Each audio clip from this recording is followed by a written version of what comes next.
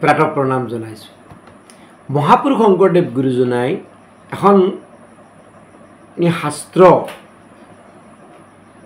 ৰচনা কৰিছে যাৰ নাম ভক্তি ৰত্নাকৰ আৰু মহাপুৰুষ শ্ৰীমন্ত শংকৰদেৱ গুৰুজনাৰ ৰত্ন ভাণ্ডাৰৰ মহামণি। ইয়াত 38টা অধ্যায় আছে। যদিও গুৰুজনাই এই শাস্ত্ৰভাগী নিজেও অসমীয়ালৈ অনুবাদ কৰা নাই, আনকো দায়িত্ব নিদিলে। যা হওক, তেওঁৰ বৈকুণ্ঠ প্ৰয়াণৰ প্ৰায় 200 বছৰ কাল পিছত মহাপুৰুষ মাধৱদেৱ গুৰুজনাৰ ভাগিনীয়েক ৰামচৰণ ঠাকুৰে তাৰ পদভাঙনি কৰিছে। আৰু এই শাস্ত্ৰখনিৰ প্ৰথম মাহাত্ম্যতে গুৰুজনাই কৈছে যে সকলো কাৰ্যতে গুৰু উপদেশৰ প্ৰয়োজন আৰু বিশেষকৈ ভক্তিটো অত্যন্ত প্ৰয়োজন। ভক্তি কৰিবলৈ হ'লে সামান্য বিদ্যাও গুৰু উপদেশতে পোৱা যায়। আৰু আমি জানো যে আমাৰ ল'ৰা ছোৱালীবিলাকক যেতিয়া স্কুলত দিওঁ আৰু তাত শিক্ষকে শিকায় যে এইটো অ, আৰু সেইটো অ বুলি বিশ্বাস কৰিয়ে এই দেহ ত্যাগ কৰে, কিন্তু কোনোদিনে সেই অটোক বেলেগ ৰূপত নেদেখে। তেনেকৈ পিতৃ মাতৃ সম্বন্ধে যদিও আমি নাজানো, কিন্তু আমাক কোৱা হয় যে এওঁ মোৰ পিতৃ আৰু এওঁ মোৰ মাতৃ, আৰু আমি তাকে পৰম বিশ্বাস কৰি সুদৃঢ় বিশ্বাসে পিতৃ মাতৃ বুলি গ্ৰহণ কৰোঁ। ঠিক তেনেকৈ আমি মনুষ্য জন্ম লভি যদি হৰিভকতি কৰিব বিচাৰোঁ, তেন্তে গুৰু সেৱা কেতিয়াও অবিহনে হৰিভক্তি সম্ভৱ নহয়। গতিকে মনুষ্য জীৱনত যদি হৰিভকতি কৰিব লাগে, তেনেহ'লে গুৰু সেৱা অনিবাৰ্য। আৰু এয়াই হৈছে প্ৰথম কাৰ্য, যাক মহাধৰ্ম আখ্যা দিয়া হৈছে। এতেকে মহাপুৰুষ গুৰুজনাই লিখিছে, এতেকে প্ৰথমে গুৰু সেৱা মহাধৰ্ম, নিৰূপিলা গ্ৰন্থত জানিবা তত্ত্বমৰ্ম। ৰামচৰণ ঠাকুৰে অসমীয়ালৈ অনুবাদ কৰিছে সংস্কৃতৰ পৰা, আৰু কৈছে যে প্ৰথমে গুৰু সেৱা মহাধৰ্ম, নিৰূপিলা গ্ৰন্থত জানিবা তত্ত্বমৰ্ম। দশম স্কন্ধৰ ভাগৱতৰ 80 অধ্যায়ত সাক্ষাৎ পৰম পুৰুষ পৰমেশ্বৰ কৃষ্ণই তেওঁৰ সখী বিপ্ৰ দামোদৰৰ আগত কৈছে যে ভক্তি জ্ঞানদাতা গুৰু অতিশয় পূজ্য। এই সংসাৰত সংসাৰী জীৱৰ বাবে তিনিজন গুৰুৰ কথা কৈছে। প্ৰথম গুৰু কোন? সংসাৰত জাত হন্তে লভয় জনম, আদ্য গুৰু পিতৃহিত পূজনীতম। এই সংসাৰত জন্ম লভিয়ে যিসকলৰ সম্পৰ্কত আহোঁ, তেওঁলোক সদায় সকলোৱে পূজ্য। যিহেতু আমাতকৈ তেওঁলোকে আগতে এই ধৰাধামলৈ আহিছে, কিন্তু সেই পূজনীয়সকলতকৈ পূজ্য হ'ল পিতৃ। দ্বিতীয় গুৰু হ'ল হে ৰাম, গুৰুবন্ত সন্তই আদি শুদ্ধ দ্বিজোত্তম,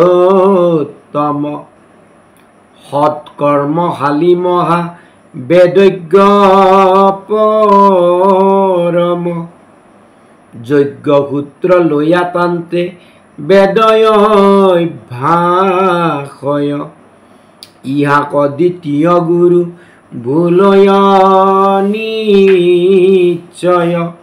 গতিকে দ্বিতীয় গুৰু সম্বন্ধে কৈছে, যিজন গুৰু হোৱাৰ যোগ্য সন্ত, যি শুদ্ধ দ্বিজ, অৰ্থাৎ যিজনে কেৱল ঈশ্বৰ কৃষ্ণকে ব্ৰহ্ম জানি ভজে, যি মহাবেদজ্ঞ মানে যিজনে বেদৰ সাৰ জানিছে আৰু সৎ কৰ্মহে আচৰে, সেইজনৰ ওচৰতহে যজ্ঞ সূত্ৰ লৈ বেদাদি শিক্ষা লাভ কৰিব লাগে।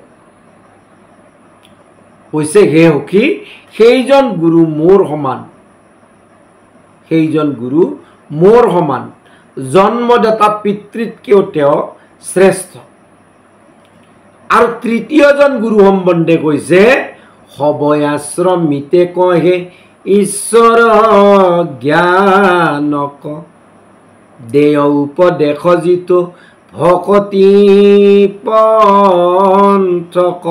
তৃতীয় গুৰু সেইজন যি চাৰিও আশ্ৰমিক অৰ্থাৎ ব্ৰহ্মচৰ্য, গাৰস্থ, বানপ্ৰস্থ আৰু সন্ন্যাস ঈশ্বৰ সম্বন্ধে জ্ঞান প্ৰদান কৰে।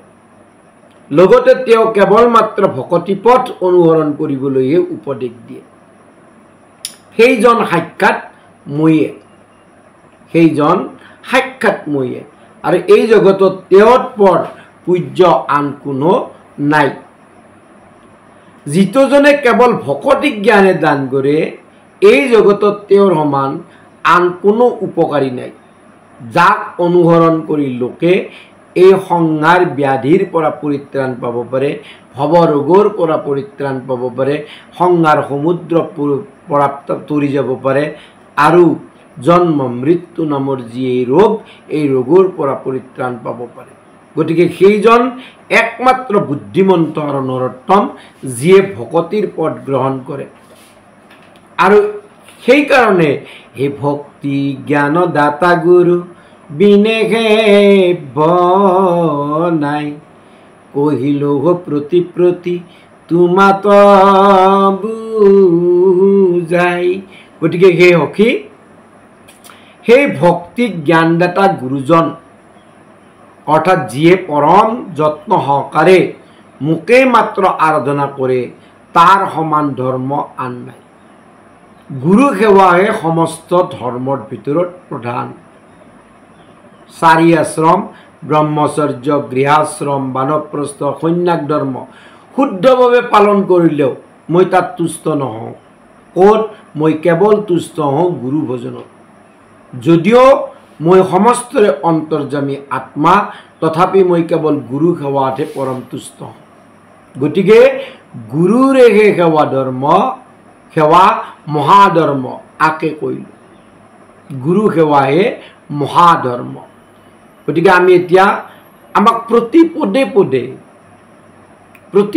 পদে আমি কিমানৰ পৰা কিমান কথা শিকিছোঁ। পিতৃ মাতৃৰ পৰা শিকিছোঁ, ভাই বন্ধুৰ পৰা শিকিছোঁ, সমাজৰ পৰা শিকিছোঁ, স্কুলত বন্ধুৰ পৰা শিকিছোঁ, কলেজত বন্ধুৰ পৰা শিকিছোঁ। চাকৰি কৰিবলৈ গৈ প্ৰথমে সকলো কথাবিলাক আমি শিকি বুজি ল'বলগীয়া হয়। গতিকে আমাৰ জীৱনত আনকি গছ লতিকাইও আমাক শিকায় আমি ক'ত আশ্ৰয় ল'ব লাগে। বৰষুণ যদি আহে, লগত যদি ছাতি এটা নাথাকে, আমি বৃক্ষৰ তলত গৈ পেলাই আশ্ৰয় লওঁ। দশম স্কন্ধত ভগৱান কৃষ্ণই গোপবালকবিলাকক কৈছে যে এই বৃক্ষ বিলাক কিমান পৰোপকাৰী, আমাক ফল দিয়ে, আমাৰ গোধনবিলাকক পাত দিয়ে, আমি গৃহলৈ অন্ন সিদ্ধ কৰাৰ কাৰণে ইয়াৰ ডালবিলাক লৈ যাব পাৰোঁ। কিমান ঔষধ ইয়াৰ পৰা পোৱা যায়। আনকি এই বৃক্ষজোপাত যদি আমি ঘাঁও মাৰোঁ এটি, তথাপিতো ই আমাক ছাৰ পৰা কেতিয়াও বঞ্চিত নকৰে। গতিকে এনেকৈ বহু গুৰু হ'ব পাৰে, কিন্তু ভক্তি জ্ঞানদাতা গুৰুৰ সমান কোনো নহয়। সেইজন কৈছে সেইজন মই, গুৰু চক্ৰপাণি সেইজনে মই। আৰু সেইকাৰণে এই ভক্তি জ্ঞানদাতা গুৰুৰ সেৱাত মই তুষ্ট হওঁ। কাৰণ বাহিৰত ময়ে গুৰু ৰূপে আছোঁ আৰু সেই ভক্তি জ্ঞানদাতা গুৰুক আশ্ৰয় কৰি যেতিয়া আমি প্ৰণিপাতেন পৰিপ্ৰশ্নেন সেৱয়া সেৱা কৰি, নানান ধৰণৰ প্ৰশ্ন কৰি, তেওঁৰ সেৱা কৰি আমি আধ্যাত্মিক জ্ঞান পাব পাৰোঁ, আমি আমাৰ নিজৰ স্বৰূপ জানিব পাৰোঁ আৰু তেতিয়া আমি কৃতকৃত্য হ'ব পাৰোঁ। আজি আমি ইয়াতে সমাপ্ত কৰিছোঁ। ইয়াৰ পৰৱৰ্তী ভিডিঅ'ত গুৰু নিৰ্ণয় সম্বন্ধে আলোচনা কৰা হ'ব। কৃষ্ণ।